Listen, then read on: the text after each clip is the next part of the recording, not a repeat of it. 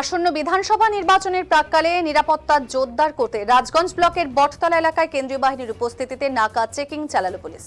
এদিন এলাকা জুড়ে কড়া নজরদারির পাশাপাশি গুরুত্বপূর্ণ সংযোগস্থল ও প্রবেশপথে বিশেষ তল্লাশি অভিযান পরিচালিত হয়েছে।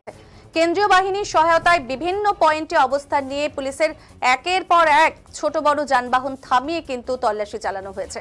গাড়ির দরজা ডিকি খুলে ভেতরে থাকা মালপত্র ও সামগ্রীও কিন্তু খুঁটিয়ে পরীক্ষা করা হয়, যাতে কোনো বেআইনি বা বিপজ্জনক বস্তু বহন করা না হয় তা নিশ্চিত করা হয়।